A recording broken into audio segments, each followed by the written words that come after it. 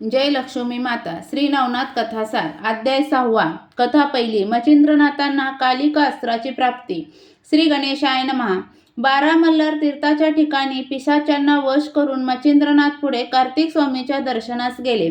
तेथून कोकण प्रांत पाहत ते कुडाळजवळील अडूळ गावी आले. त्या गावाबाहेर महाकालिकेचे देवालय होते. ही देवी म्हणजे शंकरांच्या हातातील अस्त्रच होते.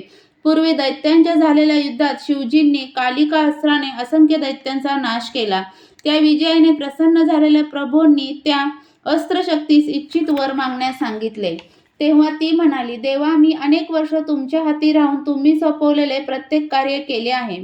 त्यामुळे मला खूप कष्ट करावे लागले आहेत. आता मी थकली आहे आणि मला विश्रांतीची आवश्यकता आहे. म्हणून तुम्ही काही देऊ इच्छित असाल तर मला स्वस्थता द्या, म्हणजे मी निवांतपणे विश्रांती सुख भोगीन. तिचे म्हणणे मान्य करून भगवान शंकरांनी तिला ते विश्रांती स्थान करून दिले.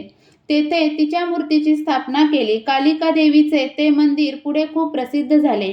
ती कालिका अतिशय उग्र आहे हे समजताच मच्छिंद्रनाथ तिच्या दर्शनास गेले. तिला नमस्कार केला आणि नम्रपणे प्रार्थना केली. म्हणाले, हे देवी भगवती, मी शाबरी विद्येवर मंत्र काव्य केले असून त्याला तू सहाय्य कर आणि ते कवित्व सफल व्हावे म्हणून मला वरदान देऊन माझ्या हाती वास्तव्य कर. ती प्रार्थना म्हणजे एका महासिद्धाने केलेले आव्हानच होते. त्या हाकेने देवीची निद्रा चाळवली गेली. शंकराची सेवा करून ती आधीच थकली होती. त्यात नाथजींनी हे नवीन काम सांगितले. त्यामुळे ती संतापली आणि त्यांच्या सन्मुख प्रकट होऊन मोठ्याने ओरडून म्हणाली, हे नतद्रष्ट जती, मी चांगली झोपली असताना मला का उठवले? म्हणे मी मंत्रकाव्य केले आहे, त्याला वर दे. म्हणजे स्वतःच्या विद्येचे स्तोम माजून तुम्ही मोठेपणा करायला मोकळे. हे काव्य करायला मी सांगितले होते का? म्हणून वरदानाची भीक मागायला माझ्याकडे आले आहात? ते काहीही नाही. तुम्ही आत्ताच्या आत्ता येथून चालते व्हा, अन्यथा माझ्या विश्रांतीत विघ्न आणण्याची आगळी केल्याबद्दल मी तुम्हाला चांगलीच अद्दल घडवीन. मी शिव हातची अस्त्रदेवता आहे. माझे सामर्थ्य तुम्हाला माहीत नाही, म्हणून माझी अपेक्षा करताना ही श्रेष्ठ शक्ती देवता आपल्या अधीन होऊन कशी राहील याचा थोडासा तरी विचार करायला हवा होता. हे अस्त्र बाळगण्याची आपली लायकी तरी आहे काय, तेही पाहायचे होते. अहो, माझ्यासारख्या अप्राह्य वस्तूची इच्छा करताना तुम्हाला लाज कशी वाटली नाही? तुमच्यासारखा निलाजरा मनुष्य मी आजपर्यंत पाहिला नाही. म्हणून आत्ताच तोंड काळे करा, अन्यथा माझा क्रोधाग्नी तुम्हाला क्षणार्धात जाळून टाकेल. कालिकेचे ती दुरुत्तरे ऐकून मच्छिंद्रनाथांना परम द्वेष आला. त्यांनी तिला ठणकावून बजावले. म्हणाले, हे देवी, माझ्याविषयी काही न जाणता मला क्षुद्र समजून तू ज्या पद्धतीने माझा अपमान केला आहेस ती निश्चितच योग्य नाही. सूर्यबिंब लहान वाटले तरी सर्व जगाला प्रकाशित करते, त्याप्रमाणे दत्तप्रभूंचा हा शिष्य मच्छिंद्र तुला वश केल्याशिवाय येथून हलणार नाही, हे पक्के लक्षात ठेव. ते आवेशपूर्ण भाषण ऐकून देवी अधिकच संतापली आणि त्यांचा धिक्कार करत म्हणाली, तुम्ही कान फाडून, कपाळाला शेंदूर लावून व हातात कंकणे घालून आलात म्हणून तुमच्या वेशाने व भाकड बोलण्याने मी घाबरून जाईन, या भ्रमात राहू नका. तुमच्यासारख्या कोळ्याला मासे मारून पोट भरायचे सोडून अस्त्रविद्येच्या नादी लागायला कोणी सांगितले? भूतावळ वश करून घेतलीत म्हणून मीही वश होईन असे तुम्हाला वाटले की काय? तसे असेल तर तो तुमचा भ्रम आहे. मी डोळे वटारले तरी ब्रह्मांडे धुळीला मिळतील. ते तुमच्यासारख्या मशकाची काय कथा? तुमची कोणतीही चेष्टा माझ्यापुढे चालणार नाही. तेव्हा तिला प्रत्युत्तर देताना ते म्हणाले, मला मशक म्हणतेस? मग वामनाला मशक मानल्याने बळीच्या पदरात काय पडले तेही आठव. अशा प्रकारे परस्पर विरोधी आणि बोचक भाषणाने दोघांनाही संताप अनावर झाला आणि ती उभयता एकमेकांना खाऊ का गिळू अशा नजरेने पाहू लागली. संतापाने पेटलेल्या कालिका मच्छिंद्रांना आव्हान देत म्हणाली, तुम्ही वामनाची वार्ता करत आहात तर दाखवाच तुमचा पराक्रम. त्यावर नाथजी त्वेषाने म्हणाले, तू काय माझा पराक्रम का पाहणार? शिवकार्यासाठी राबलीस म्हणून तुला जो अभिमान झाला आहे त्याच्या ठिकऱ्या उडवण्यासाठीच मी येथे आलो आहे. हे त्यांचे शब्द महाकालीच्या जिव्हारी लागले. आता या उद्दाम जतींना धडा शिकवलाच पाहिजे असा निश्चय करून तिने अतिप्रचंड आरोळी ठोकली. त्या गर्जनेच्या दणक्याने त्रैलोक्यातील चराचर हादरले. पृथ्वीला आपण रसातळाला जातो की काय असे वाटू लागले. देव, दानव, मानव, अष्टदिक्पाल, पशु, पक्षी, जलचर आदी सर्वांनाच प्राणभयाने ग्रासले. आणि पर्वत, महासागर, सप्तपाताळे या सर्वांचेच अस्तित्व धोक्यात आले. अशा प्रकारे सर्वत्र हाहाकार उडवून देणारी आरोळी ठोकून देवी मच्छिंद्रांना म्हणाली, अहो जोगी महाराज, आता सांभाळा आपला जीव. मला डिवचून माझा क्रोधाग्नी चेतवलात. आता भोगा त्याची फळे. पृथ्वी ही जात्याच्या खालची तळी व मी वरची तळी. या जात्यात सर्वांसकट तुम्हालाही भरडून काढते.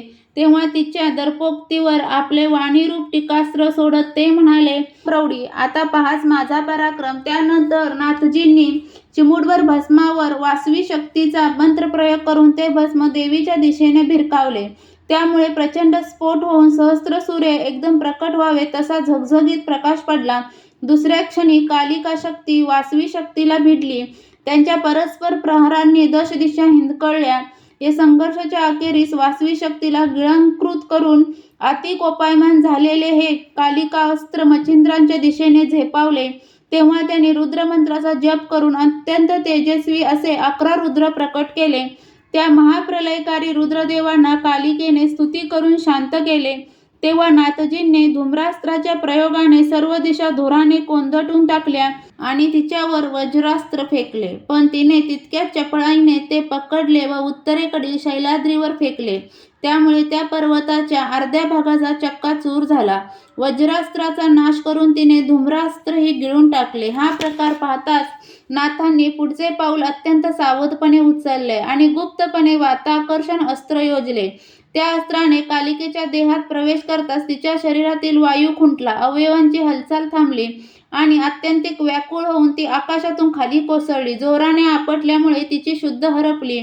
पण त्याही स्थितीत तिने भगवान शंकराचा धावा केला. तिची केविलवाणी सूक्ष्म हाक कानी पडताच त्यांची तंद्री भंगली व कालिका अस्त्र संकटात असल्याची जाणीव झाली. अंतर्ज्ञानाने सर्व प्रकार जाणल्यावर ते नंदीवर आरूढ होऊन त्वरेने मच्छिंद्रांपाशी आले. त्यांना पाहून नाथजींनी धावत जाऊन अत्यंत आदराने त्यांच्या चरणावर डोके ठेवले. तेव्हा त्यांना हृदयाशी धरून ते म्हणाले, वत्स्य, तुमच्या पराक्रमाला तोड नाही. तुम्ही माझे अस्त्रच जिंकून घेतले. तेव्हा त्यांच्याबद्दलची कृतज्ञता व्यक्त करताना ते म्हणाले, आदिनाथ, ही सर्व तुमचीच कृपा आहे. बद्रिका वनात दत्तप्रभूंना सांगून तुम्ही मला विद्यासंपन्न केलेत. त्यामुळेच आज मी कृतार्थ झालो आहे.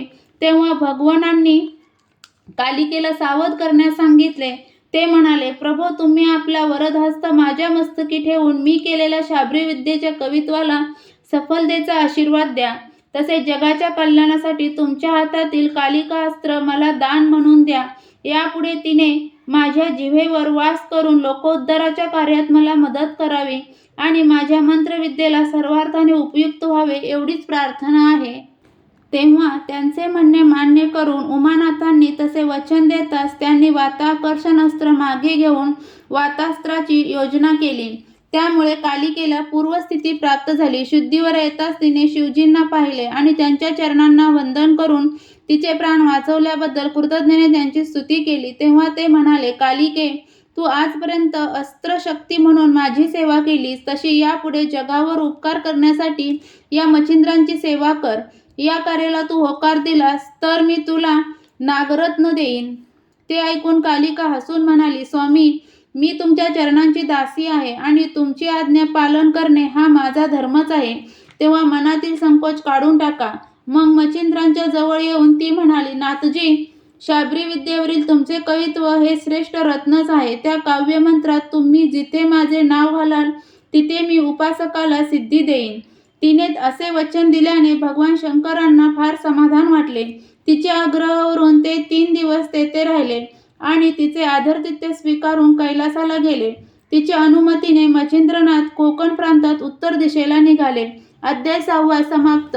अध्याय 6 वाचल्याने किंवा ऐकल्याने मिळणारी फलश्रुती म्हणजे शत्रूला मोह होईल व तो आपला मित्र बनेल. श्री नवनाथ कथासार यातील अध्याय तुम्हाला ऐकायला आवडत असतील तर चॅनलला सबस्क्राईब करा, व्हिडिओला लाईक आणि शेअर करा. धन्यवाद.